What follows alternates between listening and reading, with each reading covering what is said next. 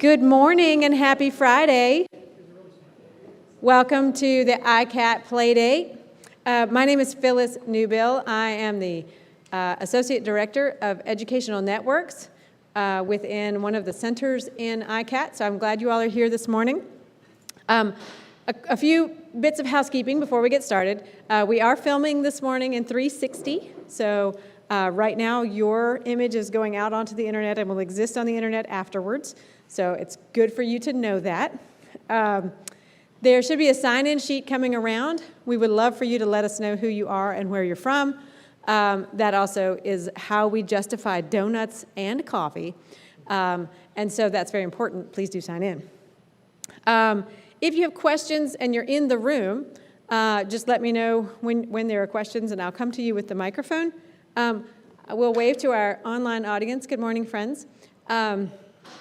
If you're online and you have questions, you can use the questions link, and we'll get those and ask them of our presenters. Finally, PDN credit, if you are a faculty member in Professional Development Network, credit is useful to you. Make sure you see me to make sure you're, I got you, Scott. So make sure that you get checked off. If you're online and watching, if you'll shoot me an email or just put a note in the questions, I can also get your credit assigned that way as well. A couple of announcements this morning. Zach, would you come up and talk about what's coming up and when and where we can see the things? Thanks, Phyllis.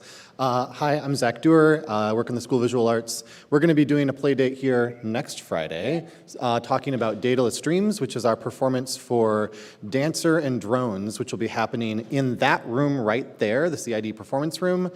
Not tomorrow, but the next Saturday, October 22nd, thank you. October 22nd at 3 and 7 p.m. and then Sunday, October 23rd at 3 p.m. It's free. You don't even have to get a ticket. You just walk in, and we look forward to seeing you there. Thank you. Awesome. Thanks. Thank you, Zach. I missed one piece of housekeeping, and that is Winnie, there is a dog here, and that's okay. So everybody say hi to Winnie when she walks around. She lives here. Okay. Also, one other upcoming event, at November 12th from 10 to 3. I hope you'll all plan to be at the Virginia Tech Science Festival. It's going to be amazing. So, with no further ado, I'd like to turn it over to our speakers today, Ethan Candelario and David Franisich, to talk about some projection mapping on the Torgersen Bridge. So I'm just going to give it to David. Great. Thank you so much, Phyllis, and thank you everybody for coming this morning to hear us talk about this project that's been a while in the making. Like Phil said, I am David Franisich. I am the multimedia designer for the Institute for Creativity, Arts, and Technology, ICAT, to everybody who knows who we are. And I'm Ethan. Oh, my mic's not on. Test. I'm Ethan Candelario, and I am a motion designer for Virginia Tech University. We just changed the name, Communications and Marketing. Recently, University Relations, so now University Communications and Marketing. So we're going to be talking about what is now called No Ordinary Moment. This is a recent title for this, so some of the publication you've seen, or marketing you've seen about this event just had Torgersen Bridge projection stuff, so that was all decided beforehand. But yes, this is what we're talking about. So a little bit of context for this sort of thing on campus. Are these all moving? No, there we go. All right. We've started to do more of these large-scale projection mapping projects on campus. So what you're seeing here in 2020, Illuminating Flight and Refuge, that was done on the Moss Art Center. It was sort of a public art exhibition, projected art exhibition. If These Walls Could Talk, the Lane Hall events, which Ethan and I also worked on together in 2021. And then Experience Black Love Illuminated, which was earlier this year in the winter, which we worked with several other groups across campus. So just want to give you some context as like where this is coming from. And these projects actually led to this project that we're talking about today. So if you haven't seen the documentation of these projects, I recommend going and check them out. They were a lot of fun to work on, and they were really successful. So the origins of this project, we are coming up on the end of our sesquicentennial year, 150 years of Virginia Tech. How exciting. So, whoops, somebody's got the YouTube link up over there. Dylan. You can hear the delay there. That's the delay to YouTube. So now you know it's about a minute, right? So we've been doing these large-scale projections on campus, and people see them, and they get excited about them. And so important people see them. Important people like Tracy Vosberg, who is, she's the director of University Communications and Marketing. She and her and Ben Knapp were having conversations. She said, why don't we do something awesome for the end of the sesquicentennial year? It can be a part of homecoming. It'll be great. There'll be thousands of people around. Let's do it. So we did it. And that's what we're talking about today. As with any project, it started with some fun brainstorming, whiteboards, lots of running through different ideas for what this thing could be. Could it be narrative? Could it just be a slideshow? What themes from the university do we want to say or get across? What sort of words we want to use? What imagery? We went through a lot of different iterations of possible things. I mean, what do you do when you're starting from nothing and you want to tell the university's story, on such a large stage? I'll come back around to how we got there, but this was the very beginning of the process. We then got help from Todd Ogle, University Libraries, and the Aries Group. Like they always do, come through with the technology. They did a laser scan of the building. So what you're seeing here is point cloud LiDAR scan data. So you can see how much data it actually gets. You got even some buildings on upper quad up there. That's pretty a neat thing to see. And then from that, some students at Aries created a 3D digital model of the building that really allowed us to map the building precisely and also create a 3D printed model of the building. So coming back around to what is this thing going to be? As it turns out, there is a wonderful group of people who are creating a book as part of the sesquicentennial celebration called No Ordinary Moment, 150 is it still called that? Yeah, 150 images for 150 years. So the book is mainly a picture book showcasing the history of the university. And as a group, we said, why don't we use this as a framework to get us going? Because the book is organized in certain themes about the early years and about being a land-grant university and about a lot of the themes in the university. And it kind of created a nice structure for the history of the university. So we said, let's just use this and see where it takes us. And so then we went from there and started a brainstorming process with exploding the content that was in the book. So what you're seeing up there is all the pages from the book, and we're trying to organize them into how on earth could this be. Yes, and there's Brad being sarcastically putting up an image on the on the wall. So this was like an early kind of storyboarding sort of situation where we were taking these and organizing, seeing what images would work as an arc for this piece. So that having found like what we're going to do, then you get into the technical aspects. What's this thing's going to look like? How is it going to work? What's the sound going to be? And Ethan's then going to talk about a little bit of that sort of thing. So David did an incredible job of summing up the early stages of the project. So we had the book, and that was a great foundation, but it wasn't enough to make the kind of experience that we wanted to have. So we started out by going through the book and trying to create a narrative. And from there, we started kind of sketching out how we could make kind of a thread with all of the individual images. And this is some of the early development of that. This is a little bit further into the process. You can see it starting to develop. This is the method that we went with to create the kind of final animation. Instead of just having flat, that's forward still. Oh, you skipped one. Instead of having flat images just next to each other, we wanted to make an actual landscape that it felt like you could be inside of. So we took all of the images and we separated the different layers of depth, things that are in the front, the middle, the back. and you can see how that worked out. And can you explain a little bit? This is one image, one actual original image, or two? This is This two composite. images. The building in the background is one image, and those two guys are separately. Yeah. So that gives you an idea of how we did the animation. This is one of the very early tests of what it would look like in motion. You can see the parallax that you get from separating those layers.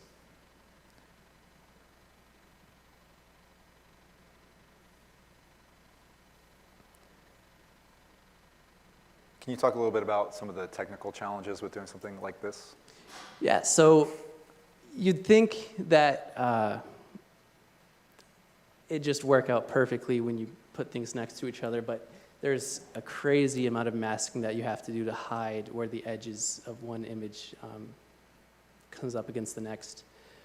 That was probably the most frustrating part about the project.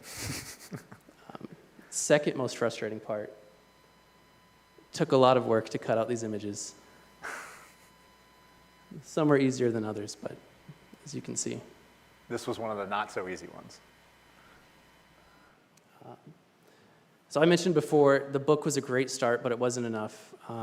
The people at Special Collections were an amazing help. They went above and beyond to help the team out with the additional research that we had to do. These are just some of the resources that we pulled from. This box on the left is the one of the boxes of slide collections that we have in the archives.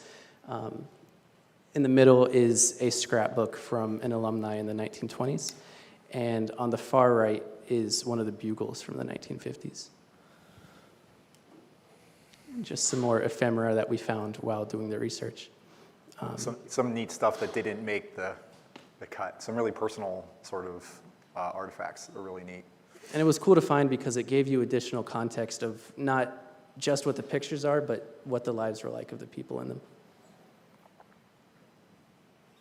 Yeah, I can talk about that. So as the content was being developed for this thing, which it kept getting longer and longer as we saw like how much we actually need to show and what the pace felt like, we did some at-scale projection testing. One of the things about large-scale projections that people don't often realize until they see it in person is that everything seems to move faster when you make it big.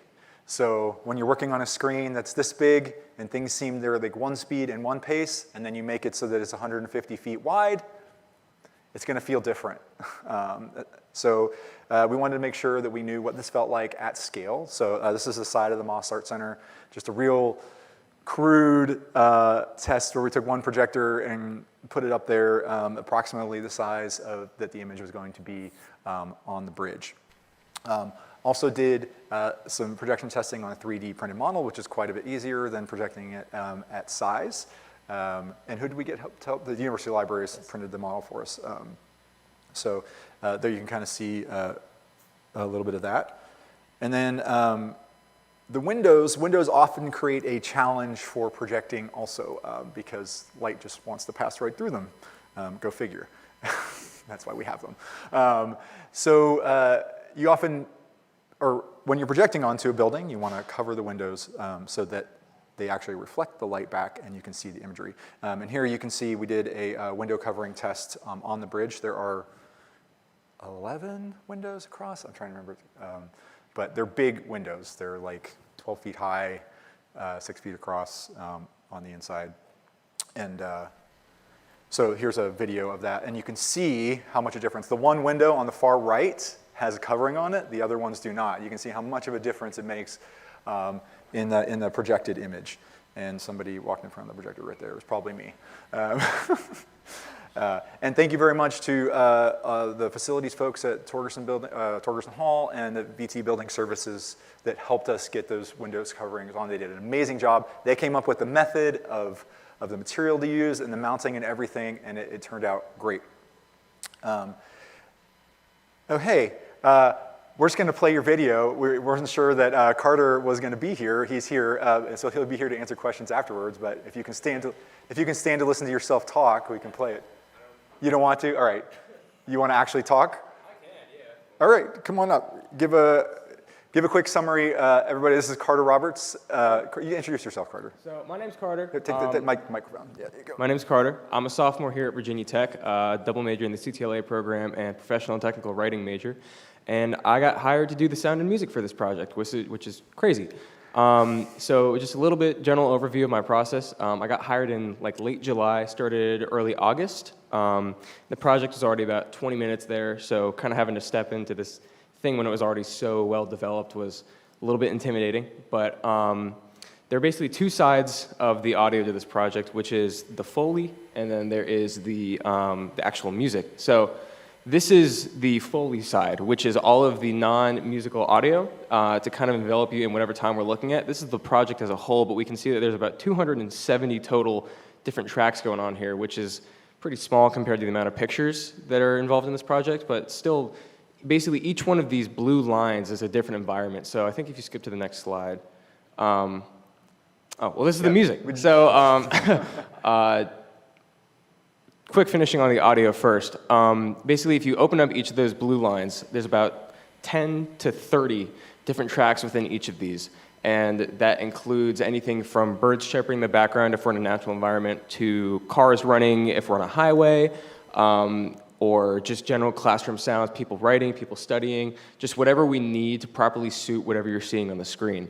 So now for the music, this is one of two musical projects because every time I tried to open the first project, it would crash, so I needed to start over.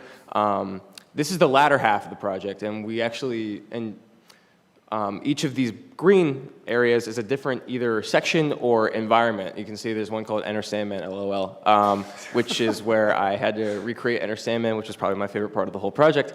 But down here we have strings, you have brass, and then I decided to stop organizing. But each of these is a different symphonic component to the overall score.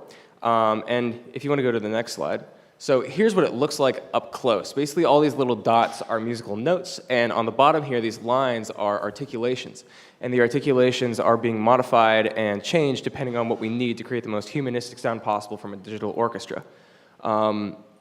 So obviously, you have your piano roll on the left there, and basically all these notes are just in conjunction with the piano in order to produce what seems like a pretty humanistic orchestra out of a set of digital instruments.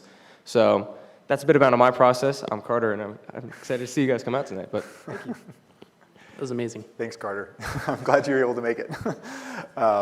So yeah, you can see music, and poor Carter, when we hired him onto this project, I told him, oh, it'll probably be like this 10 to 12 minute looping thing, some ambient sound design, you'll get to do some original composition. The thing is like 35 minutes long, okay? So like 3 times longer than he anticipated. So thank you, you're a champ hanging in there, finishing this. I know it's been a slog. He's a double major, poor guy, but did great work. Yeah, getting a little glimpse into the music, and please come up and ask Carter questions because there's a lot of detail that he had for this presentation we just don't have time for the Playdate. So this was last night. Everything's ready to go. We were setting up the projectors and doing the mapping and everything last night. So it's really was exciting. We did a full test. We saw everything last night. Great to see it up there. And it's all ready. So I'm going to give you just a short little preview of what it actually looks like, not on the building, but what the content actually looks like, and then we'll wrap it up.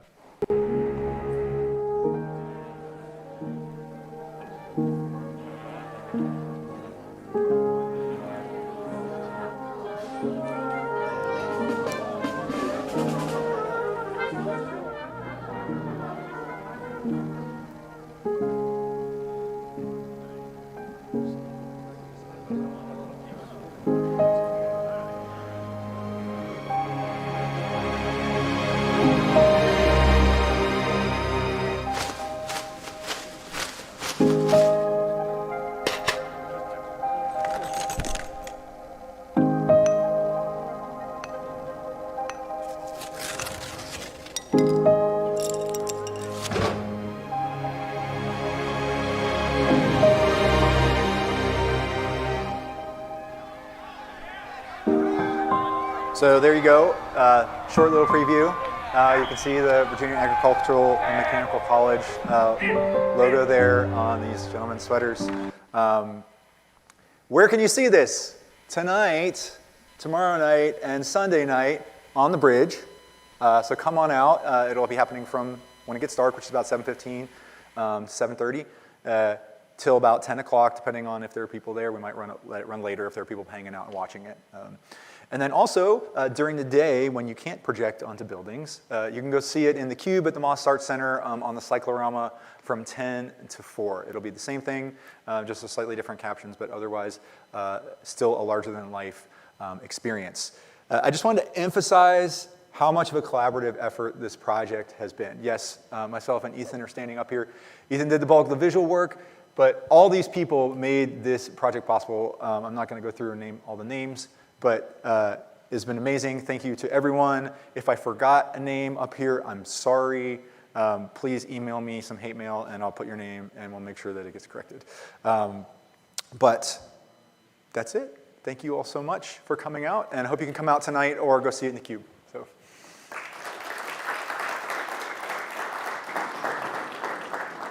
What a fun collaboration. That is amazing. So real quick, if you're in the room and your name was on that, or if you helped in some way, could you raise your hand? I know there's a couple.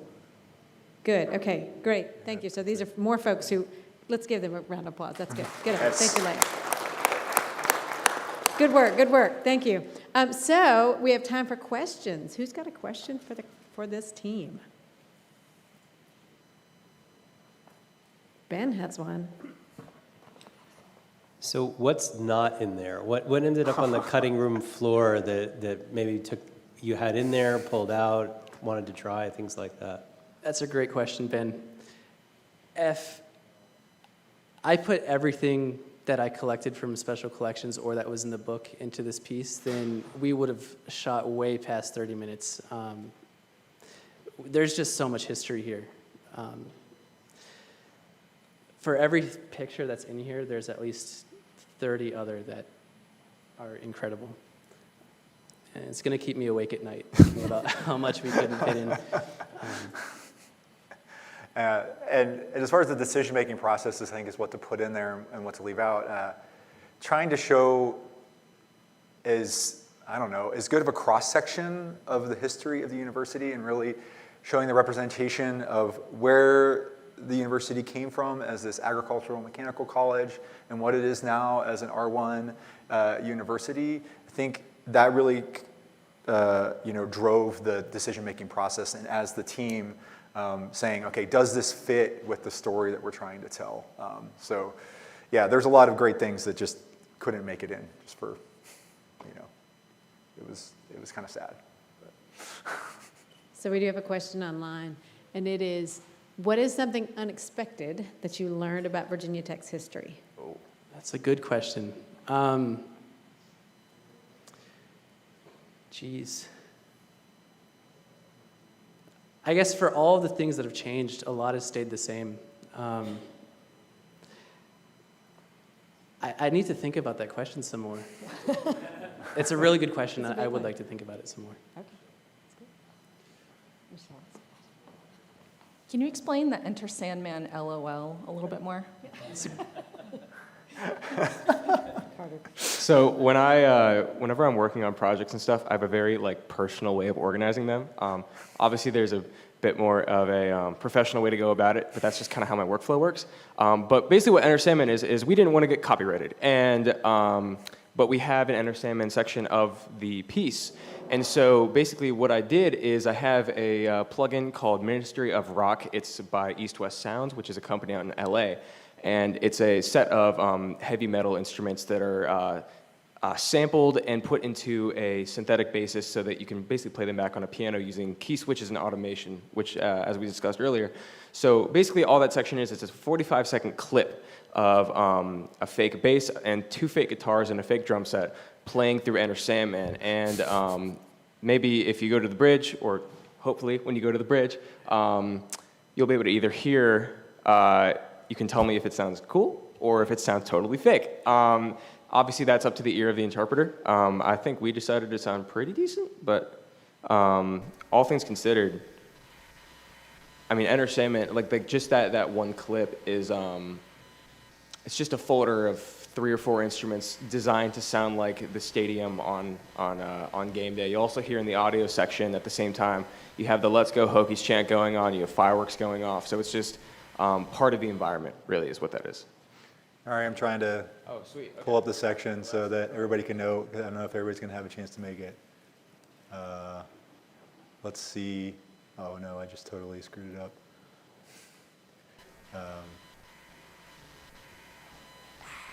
Sorry, everybody. I'm ruining it.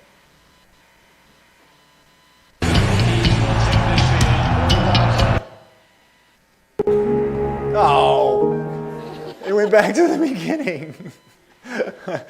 Sorry, Phyllis, if you want to ask another question, but you heard like 2 seconds of it there. That was good. So what kind of program did you use for the design of the video, and how many project files did you end up having for that? Great question. So I did all of the cutouts in Photoshop just manually, unfortunately with the mouse getting really zoomed in there.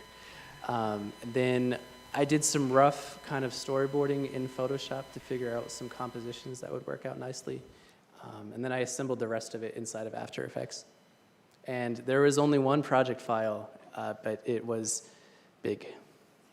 How many separate comps inside After Effects, which are Many. like sequences, basically? What's that, many? Many. Many. Countless.